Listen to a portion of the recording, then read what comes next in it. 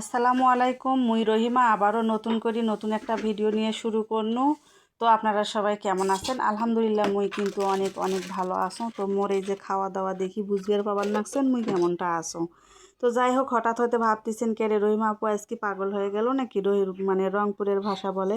আরে ভাই, আমি একটু রংপুরের ভাষাও পারি, কারণ আমি রংপুরের মেয়ে তো তাই। তো যাই হোক, অনেক কথাই আছে আপনাদের সঙ্গে, অবশ্য পুরো ভিডিওটা দেখবেন তাহলে বুঝতে পারবেন। তো সকালবেলা চায়ের সাথে দেখা করলাম, দেখা করে যাই হোক চলে আসলাম রান্না করতে। তো রান্নার জোগাড় যন্ত্র করতে কিন্তু অনেকটা বিরক্ত হওয়া লাগে। আগে রান্না জোগাড় বলতে মশলা, তো আমার মশলা বাটাটা ছিল না, মশলা বেটে নিলাম। এখন আমি মাছটা সুন্দর করে পরিষ্কার করে চলে আসলাম রান্না করতে। এখন দেখা করব হচ্ছে চুলার সাথে। ও মাই গড! এখন আমি পেঁয়াজ তুলে দিলাম। তো পেঁয়াজ হালকা একটু ভাজা হচ্ছে ওইদিকে, আর এদিকে মশলাটা রেডি করতেছি প্রতিদিনের মতো। আদা রসুন জিরা মশলা বাটা, বাংলাদেশে যত মশলা আছে ভাই, আমাদের গ্রাম্য মশলা মানে সাধারণ মশলা সবগুলো দিয়ে একটা মশলা আমি সুন্দর করে বানিয়েছি আমার নিজে হাতে।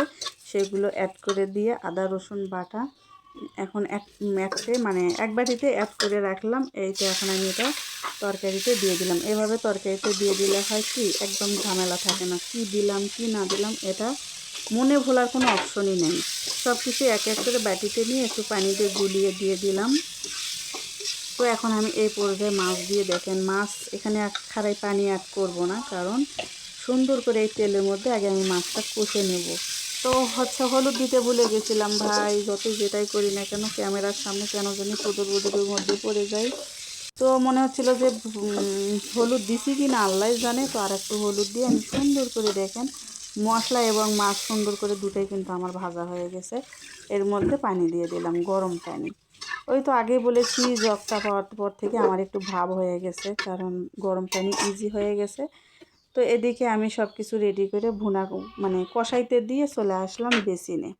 এই ফাঁকে একটু বয়ামগুলো আমার হাতে মনে হচ্ছে যে নোংরা হয়ে গেছে, তেল চিটচিটে লাগতেছে। তো এগুলো একটু ধুয়ে পরিষ্কার করে নিচ্ছি। আসলে আমরা মেয়েরা রান্নার ঘরে রান্নার জিনিসপাতি যদি পরিষ্কার হাতে না পাই একটু কিন্তু ভালো লাগে না।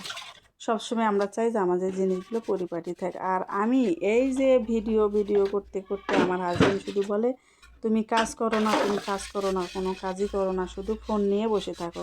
আচ্ছা ভাই, এগুলো কাজ না বলেন তো?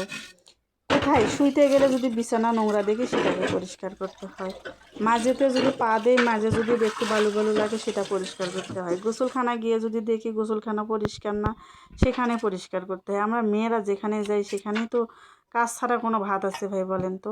তো যাই হোক, দেখেন আমার মাছের তরকারিটা কিন্তু ইয়ামি হয়েছে, খুব সুন্দর। তো এখন আমি খাইতে বসতেছি। তোমরা কেউ আবার নজর টজর দিও না ভাই, কারণ মন চাইলে এরকম করে রান্না করে খাইতে পারো। আমার মতো দেখো আমার কতটা খিদে লাগছে যে আমি হুঁশ পাচ্ছি না। তো এখন আমি বিসমিল্লাহ আল্লাহর নাম বলে খাইতে বসলাম। আমি মনে মনে ভাবতেছো তোমরা যে ওহ কি স্বাদ হয়েছে না, আমিও এভাবে খাবো। আসলে খাওয়া দেখলে কিন্তু রুচি বাড়ে। তো আপনাদের মন চাইলে এরকম বানিয়ে নিজে নিজে বানিয়ে আমার মতো করে মজা করে বসে থেকে খাবেন। তো যাই হোক, এতক্ষণ অনেক বক বক করলাম, অনেক কথা বললাম। যদি কোথাও কোনো অংশ ভুল হয়ে থাকে বোন হিসেবে ক্ষমার চোখে দেখবেন। সবাই ভালো থাকবেন, সুস্থ থাকবেন। আল্লাহ হাফেজ। আসসালামু আলাইকুম।